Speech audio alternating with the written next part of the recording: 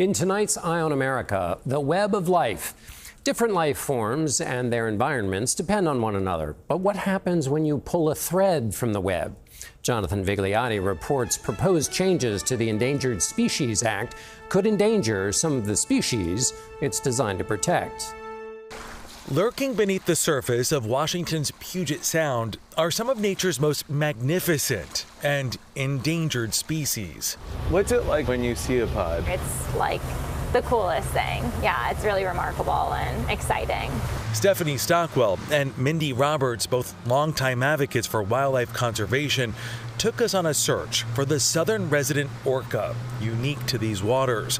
Once thriving, there are now believed to be just 73 left. Their numbers have declined because their food source is going down. Chinook salmon, that they mostly rely on, their population is crashing because of habitat destruction.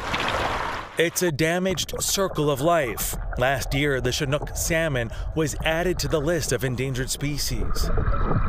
The Endangered Species Act protects both animals and the habitats in which they live under the Act's definition of harm. It includes not just directly killing an animal, but also doing damage to its home, so where it lives, where it eats, where it breeds. Recognizing what happens upriver impacts species downstream. But now the White House has proposed changing the definition of harm to exclude damage to habitat, paving the way for industrial development, including logging and mining. Lance Winnica directs a group that has revitalized this river to increase the salmon's ability to breed. Projects like this won't receive the federal investment that I think is necessary to really give these salmon a chance to thrive and survive. Potentially depriving a food source for both the orca and one of the Endangered Species Act's biggest success stories, also located here in the Puget Sound. Oh, here comes the other one. The bald eagle. Art Wang is a retired director of the National Audubon Society. The bald eagle has made this incredible rebound. Is the coast clear? No, the coast is never clear, unfortunately.